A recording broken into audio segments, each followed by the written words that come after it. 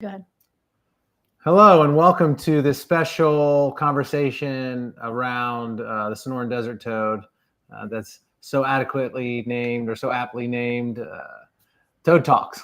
And right today we have Ian Benouis with us to discuss his exploits in Arizona and some of the different environmental factors that are surrounding what the toads are doing and why they come only for a short period of time every year, and getting into maybe some of the mating habits and other interesting information. So thanks, Ian, for being here. Thank you, Cynthia, for being here also with us. And Yeah, let's get into it. So first and foremost, Ian, you maybe just provide a background for any of the new faces who aren't familiar with you.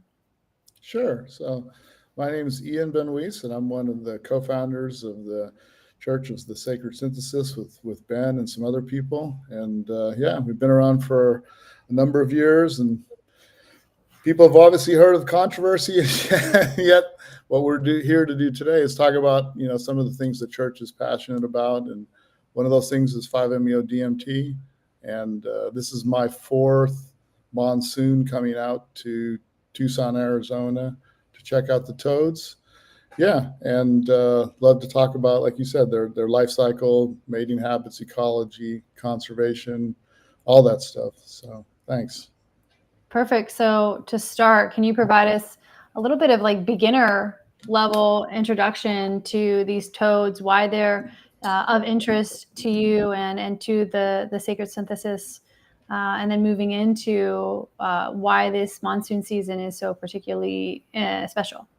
Sure. So I'll start off with the history, right? And we know there's an argument out there that there's a historical, anthropological lineage with these toads. There's nothing to support that, and I don't personally subscribe to that theory. Instead, I think it's a gift. It's from God, from source, without a lineage, and it's our natural birthright. So how did we come to find out about this toad and 5-MeO-DMT? I think 5-MeO-DMT was first discovered in the 30s, but from the toad, Ken Nelson, who was an Army Ranger on active duty, had read an article in Omni magazine and then a book by Vittorio Espam, a book that contained a peer-reviewed journal article by Vittorio Espam, the father of serotonin, where it pointed out that the Sonoran Desert toad, Incilius alvarius, Bufo alvarius, is the only toad on the planet that we're aware of that makes 5-MeO-DMT, and so they measured it in its skin. So that set off Ken on a quest to find it. In 1982, while he was on active duty, he went down to Gila, Arizona, southwestern Arizona, out of season, didn't find any toads. The next monsoon, 1983, he went down to the same place with his girlfriend, Pat, and his dog, Quana, and they found toad right off the bat. His dog found it. He milked it on the windshield of his van, and when it dried, he smoked it. And then, the story begins from there, and he penned the book under the pen name Albert Most, which, everyone's watched the Hamilton Morris stuff. Eventually came around to show that that was Ken Nelson. And and then now you could say, I guess I'll just quickly say that in I think about 2018, Martin Ball coined the term the God molecule for 5-MeO and really helped get a lot of attention to it, and had written a lot of articles about it. So now in 2025, everyone's talking about the God molecule and how to patent it. So Why am I here? Is because I'm really interested in the toad, and I want to understand its lifestyle and how it lives and how we can help honor it by protecting it, which is really protecting its habitat. So I'll stop there before I keep on rolling. And So continuing that thread, when I was there last year with you, started to notice some of the different environmental factors that are really affecting its population.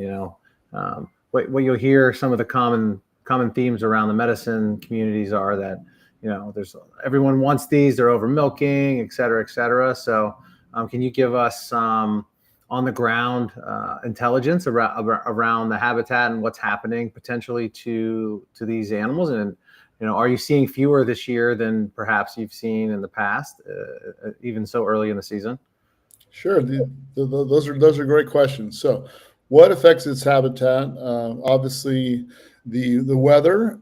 We don't have to get into how the weather potentially at the planetary level is changing, but if it doesn't rain, the toads don't have a life. And so beyond that, they've got challenges like pesticides and fertilizer, and Southern California drinking all the water out of the Colorado River. But really, it seems to be habitat loss, habitat destruction, habitat dilution, diminishment. Yeah, I'm seeing less toads. 2 years ago, there was a pretty heavy storm that came through as part of the monsoon in the summertime, and it just knocked down a bunch of trees. They really live in an ecosystem of saguaro cactus, mesquite, creosote, and brittle bush. So they need kind of all those 4 plants, and then the kangaroo rat burrows and leafcutter ants to live. If they have all those things and a permanent water source, that they can live. And so we've seen places where there's a community center and they've got some kind of sports field that they're watering and they've got lights on, and that actually brings more toads out of the desert. So we've seen higher concentrations in some of those environments. And then 10 minutes down the same river system, which is one of the 2 main river systems coming out of Tucson, you have these developments in the town where they built, hundreds of new houses. And as the base for the entire development, there's like a 6-inch gravel bed that they've put down to build the, community on. And that just kills everything in the Sonoran Desert. Everything in the Sonoran Desert, when it's hot during the day, obviously not the plants, but all the animals, insects and whatnot, they have to go underground. And they really rely a lot on these kangaroo rat burrows. And if they can't get underground, there's no life. And so that's really the issue. If you go out, because where we went, like that community center, it's really in the middle of the desert. It's not near any real washes, right? It's not near any big river systems. And yet there's plenty of toads around. So I think there's, tens of thousands of square miles where the toad is fine. In these historic riverbeds, let's say river systems, the towns are built up around like Tucson. Yeah, there's just tons of trash and needles and stuff like that. So I'll just tell you, Ben, directly, because you've been out here, they did clean it up, but then there's now not the trees that are there because they literally got burnt, not taken down to cover the ground. And really what the toad wants is a mesquite tree that's built an entire skirt around itself, right at the tree down to the ground, so the sun doesn't touch it. And there's a line of mesquite trees along the side of the river, right? And then the creosote catches all they have shallow roots and catches all the water. And then I look down in the bottom of those, and there's just like tons of ants and bugs living in. So they've got these ecosystems that they need to live in, and if any of that part of it is compromised, they're really challenged. And I'll just give you, like, in that same environment, that same river system, the sides of the banks, they're not natural anymore. They're like those culverts. And so, but they're made out of like a cement thing, so they don't wash away. But then the toads have to climb up this like ziggurat. It's like they have to climb up like the side of a pyramid to get out to, out of the water, which would also be the mating pools, right? To get out to the side to get, to forage and eat food and get into their burrows. So, so those are just some of the challenges. So. Well, despite the challenges, I'd love to go into the actual life cycle of the toads, starting with, I guess we can, to quote you, does the chicken or the egg come first, right? Does the toad or the egg come first? What's the breeding cycle, then the laying of the eggs, et cetera?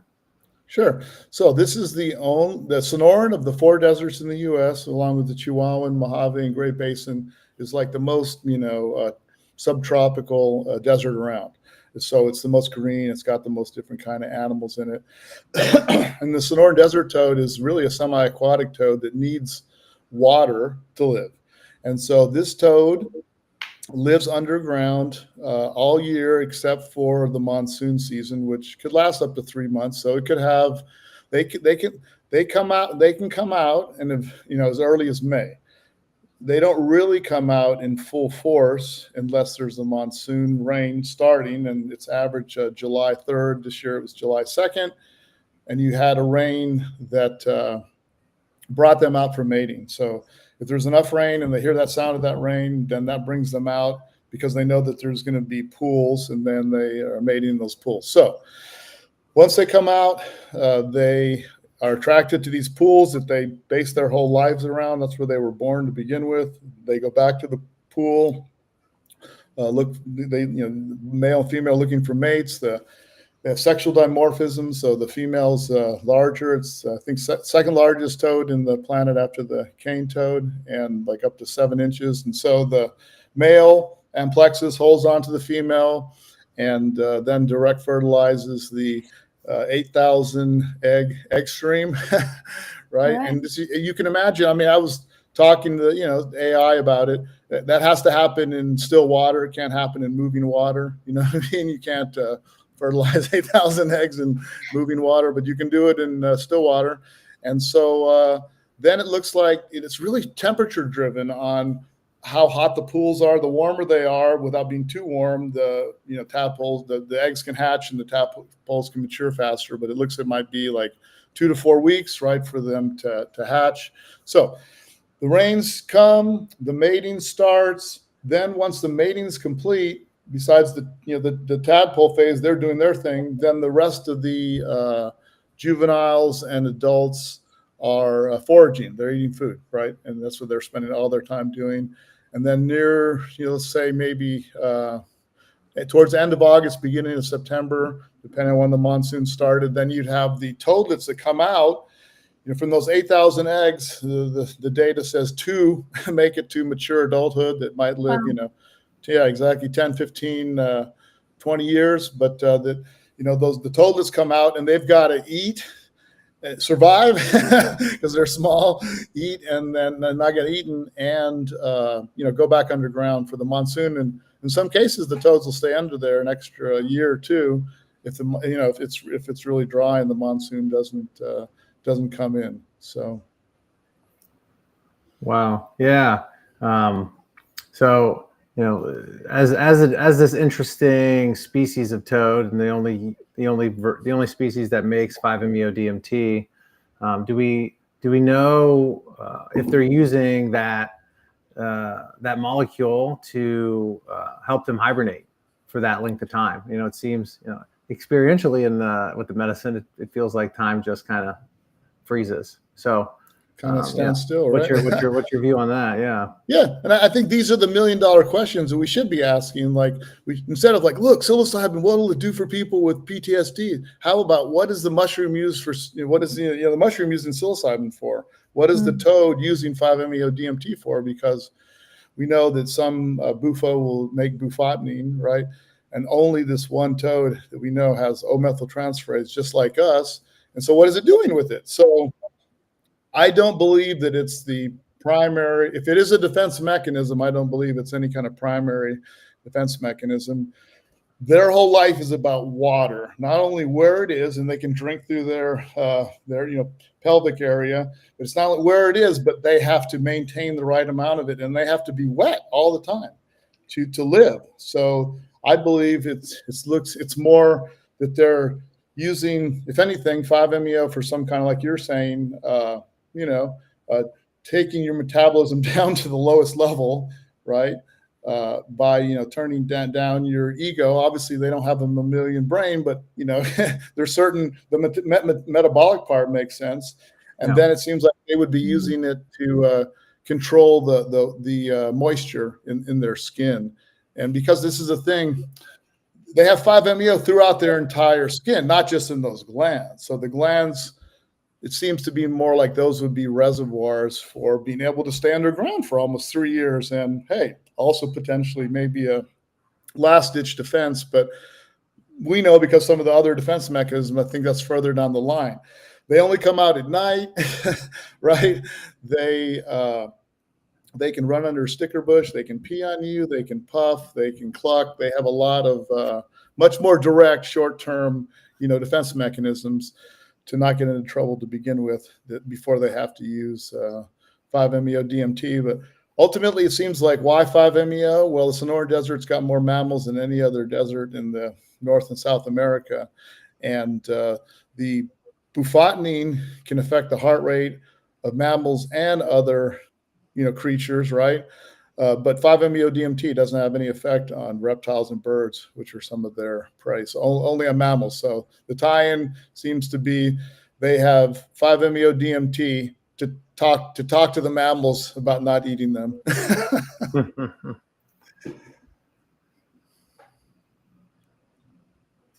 You have another question? Yeah. Well, thinking about that actually, and where the glands are on the body.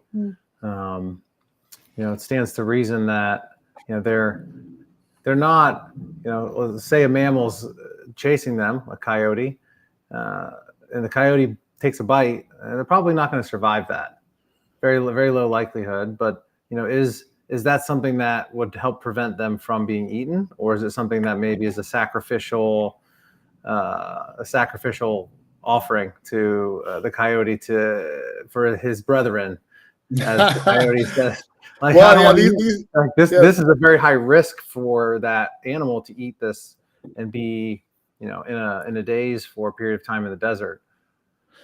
Yeah, well, one thing I've almost even learned from this monsoon so far, which hasn't been too long, is here's another reason why I don't think it's a defense, because you don't see those gland developments in the less mature toads. Right. So in other words, okay, if you're a little baby rattlesnake or your baby scorpion, guess what? You come out with your guns ready to go on day one. Okay. So that show. And so the immature ones don't have it. The other toads and frogs, they can just get by with the bufotoxins to affect the heart rate. Bufotenine takes that up a notch, heart arrhythmias and everything else. Right. And then 5-MeO just knocks you out. And like Mike Tyson, you have a plan to get punched in the face. The predator gets all the way knocked out, and then it's potentially for 8 to 10 minutes exposed to some other higher predator that can take it out. So I think it's since especially there, like in Hawaii, the cane toads there would get bitten, and then the dog would get bufotenine, and no, I'm never biting a toad again. Yeah, that was going on year round, and so it was like microaggressions and micro responses and micro learning. But this toad's got to communicate with all these different mammals and say, "Don't ever bite my species again." And it's wild because it has those white ones that aren't glands, and I was doing research and talking to AI, and I'm like, well, tell me about the white and the green color pattern. And the AI is like, well, that's the best color pattern to see at night. Because all these animals have different colors and stuff, right? All the bright ones, like you think all the frogs that say, I'm poisonous, don't eat me. And they have a different kind of poison. Yeah, I'm curious what it looks like under like a UV light. If you ever looked at the world through UV lens, that would be kind of interesting to see how they might show up. If there's some light, because like psilocin or psilocybin is bioluminescent, so perhaps these tryptamines are as well. So that may be something to explore. And I'm just dialing back into this idea, and I think this is where some of the conversation around are they using this for defense or whatever? Because society is so aptly coined it a venom. And I don't believe it, right? It's not right. Exactly. You have to have a pokey thing to call it a venom. You have to have it. So just like setting the record straight here. Yeah. This is something that's just within the toad. It may not have anything to do with any other animals at all. Considering these glands are just like large, they're like shoulder pads on a football player. And yes. And then just to tag back in, because you'd ask about the other glands, and they've shown that the different glands have different amounts of they have different combinations of tryptamines. So exactly. So if a coyote's chasing this, does he bite into the glands that say, leave me alone, or, this is your last chance? Because we know creatures, snakes and scorpions, they can use a venom composition for a defensive maneuver, stay away, don't bite me, or for predation where they're like, hey, I'm paralyzing you and I'm starting to digest you. So they're fully in control of that. The toad, because it has O-methyltransferase just like us, it could potentially convert the bufotenine to O-methyltransferase back and forth just as fast as we can dump, adrenaline out of our adrenal glands. And it's always in the skin. So, I mean, I think that we're anthropomorphically focused on the glands. Right. Give me a break, right? Like I'm just going to say like monkeys, and the whole skin is covered in that. So you don't, if you're at the point where you're biting the glands, that's a last ditch effort. In the coyote, like it's still going to take a little bit. You know what I mean? In other words, we know the 5-MeO getting into the coyote's mucous membrane, it's not going to go to work right away. That's right. So but anyways, and obviously if it eats it, it doesn't work because it's going to get deactivated in the stomach. Yeah. So and segueing, you brought up O-methyltransferase is interesting, as we have that enzyme within us, and this toad doesn't. No other toads have that. So very, very interesting in how it sort of aligns with this ability to actually use this medicine for expanded consciousness, expanding the way we see the world, the way we experience reality. It's quite interesting how this you said in the beginning, this gift presented itself in a more recent history of humanity. It's something that's been around for ages and ages. So perhaps this is the time for this offering without a lineage that enables us to reconnect with a part of ourselves that maybe had been long lost. Amen. I think, the toad's bringing us the God molecule so that we can learn how to activate our own O-methyltransferase, because why not? And right. They show people who are, I'm going to say, because it's diagnosed, but with schizophrenia have higher levels of bufotenine in their urine. So, I mean, just, all this stuff is tied into our overall health and mental health. And I think it's totally fascinating. And that's what I think these medicines are for, is to turn back on our own systems and remind us through that we're part of nature. We never left. And so we don't have to take massive amounts of, pharmaceuticals to get there. So I'd love to get your feedback on some respectful engagement with this medicine, or what you would define as respectful, or maybe that's not the right word, but maybe you can deduce what I'm saying by utilizing that word. Yeah, I think you're asking about the ethics of it, right? Because we know there's a lot of virtue signaling on the internet, and people are like, synthetic, yes, toads, no, toads, yes. It's like these sort of camps, and we know just what breaks all that too is that company in the UK, Perot Biosciences, that has toad glands grown in the lab where they extracted the cell culture and then growing it in the lab, and we know it's not black and white because we have these issues ourselves at church. If you make things in the lab, then there's outputs that you have to deal with, right? That you can't take the outputs of making 5-MeO DMT and go pour those right back in the toad habitat. So it's just kind of like nuclear power. You have to have some place to put this stuff to deal with it.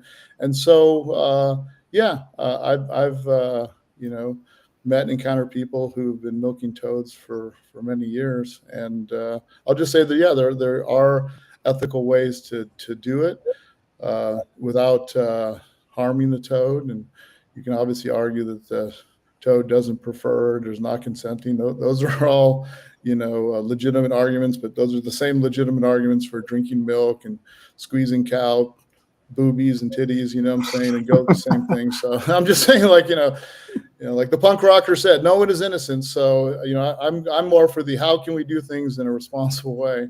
And so I think the toads, hippies milking toads isn't any part of their demise. And if anything, we need to learn more about the toads so that we can protect them. And that's really about, habitat preservation. But yeah, I mean, let's just say, okay, we'll address some of the legitimate ethical concerns that we can at least argue about. That, should one pick up a toad and put it in a bucket and move it to another place with a bunch of other toads in that same bucket? Absolutely not. That's horrible and barbaric. That's the stuff that we saw with Mexican doctors, some of Hamilton's work, and yeah, that's a no-go. But could you interact with a toad in less than a minute and not remove it from its natural habitat? Yeah, and have it milked safely. Absolutely. And could you, I think the bigger question is, how do we keep the toads alive, right? And not destroy the habitat that they live in. And in Tucson, we're just, putting a bunch of garbage into their ecosystem besides taking away all the water. So, yeah, I think that what's in the future is things like our church is doing, wanting to make things in green and sustainable ways that people can have access to it. That doesn't have to intersect with the animal, but saying that to leave the animal alone and that's going to save the toad, that's just, to me, fantastical thinking. So. Yeah, but I'm open for more questions. I think it's just really important to have a dialogue about this. I don't claim to have all the answers. I'm not trying to stand on any moral high ground. I'm really into the toads, and their medicine can help humanity. So yeah. The more I learn them, the more I can respect. Sorry. Yeah, well, and bringing that around the bend, their medicine can help humanity, and we're seeing that in so many different ways, so many different studies that they have now going on that they're using actual organic toad material, not just 5-MeO. Obviously, there's that as well.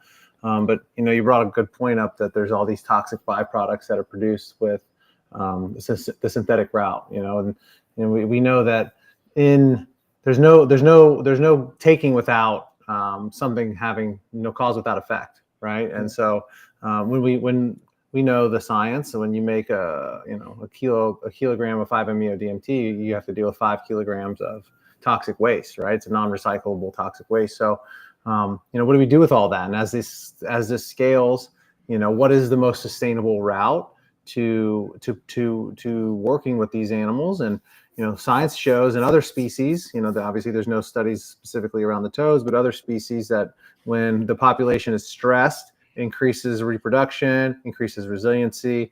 So it stands to reason that could be happening with the toads as well. We're just not experiencing that because we have this, as you said, virtue signaling going on with all these people who have they're arguing a narrative, which of course that's just how the system's operating itself. So, but how can we, and I think we're doing it, but speaking about like the chemical process and how the medicine is made, like working with that to bring it forward to people in an ethical, let's say, sustainable way. And this is something that we have been working on for quite a while. And not everybody needs a hero's dose, a blast off all the way, right? So microdosing or working with this medicine in a way that provides scaffolding without fear, without resistance. Sort of the tendency around where we started the church, where we brought this medicine forward. So can we? Would you mind going through that process and understanding so people can more understand sort of the connection? Sure. So in the body, right, we got these. We work with these 20 essential amino acids, 9 of which we don't make. L-tryptophan is one of those, and L-tryptophan, basically from the source of melatonin, you can, in a 2-step process, make 5-MeO DMT. And you can make a kilo and make these 5 kilos of toxic byproduct, and you can deactivate those products if you care to, do you feel me? To turn it back all the way into nature. But I don't, but if it's being made in China or India, I'm not knocking those, but if it's coming from there, good luck with that. You feel me? So I'm just saying there is a way to infuse all this with love. But I think the ultimate way is we know is yeast and bacteria. Those things already exist.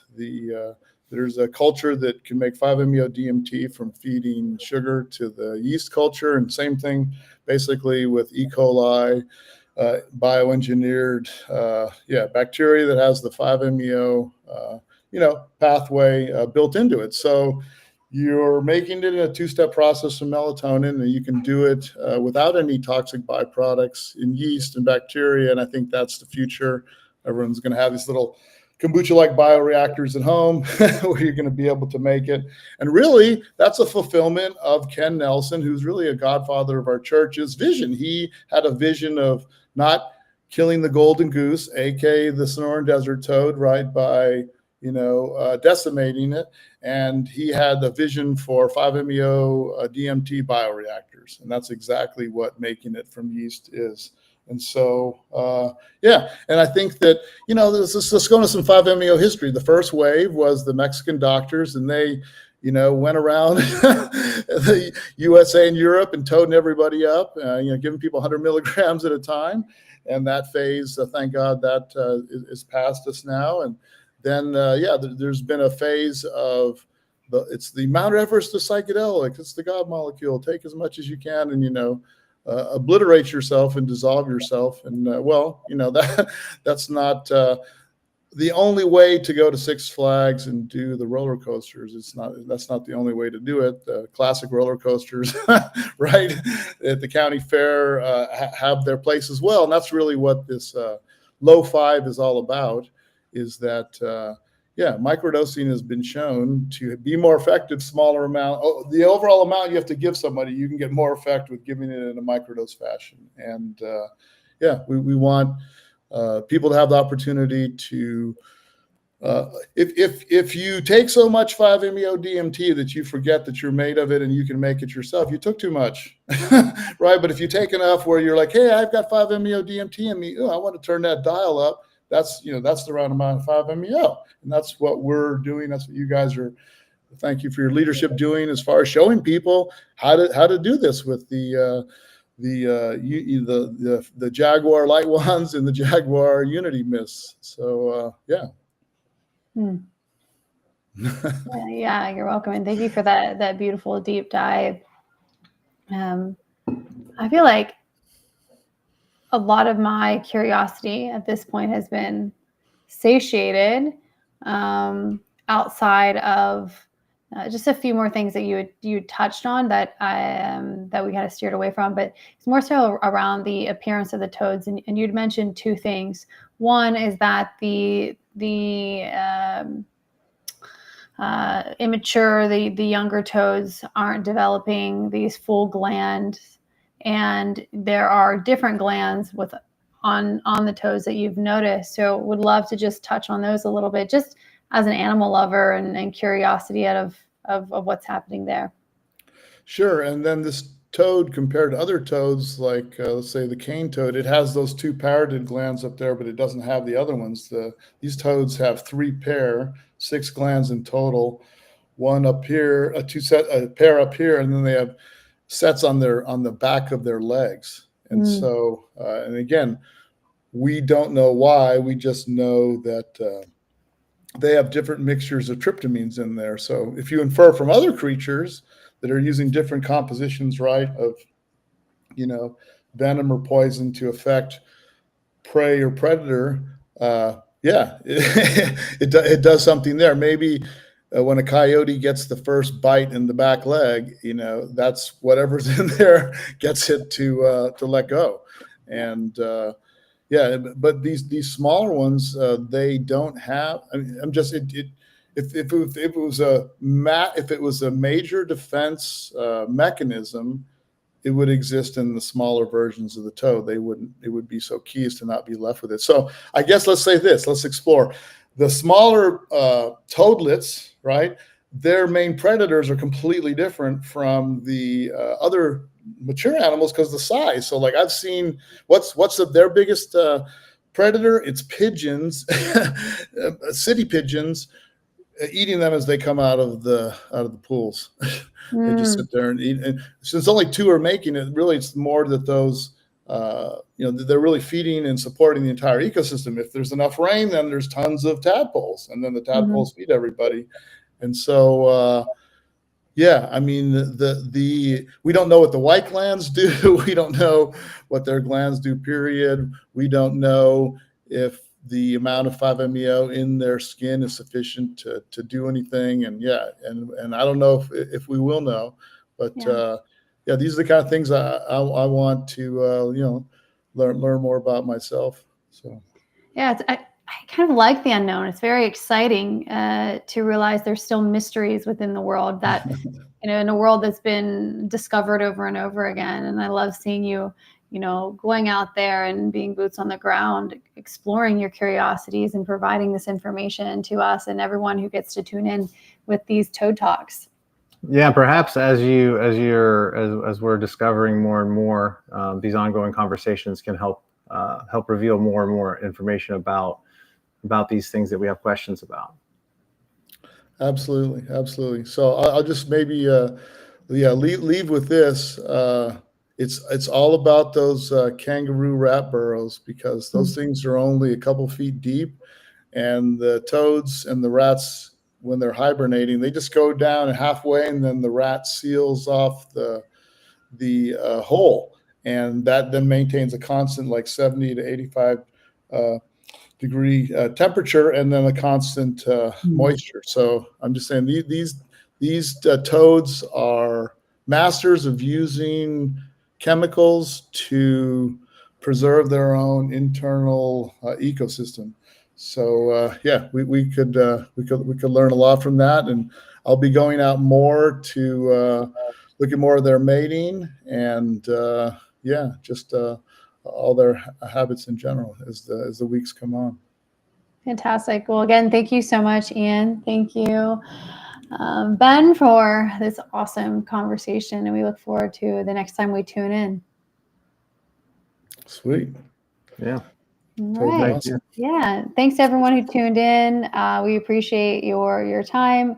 If this information was valuable to you, we invite you to please give it a like, a thumbs up, share with others. And we'll see you next time.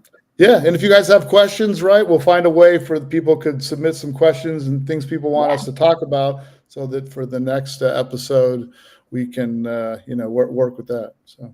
Yeah, absolutely. So you'll see in the details below this video a feedback survey, and that's the perfect place to put it. Or you can email us at info@thesacredsynthesis.com. Yep. All right, everybody.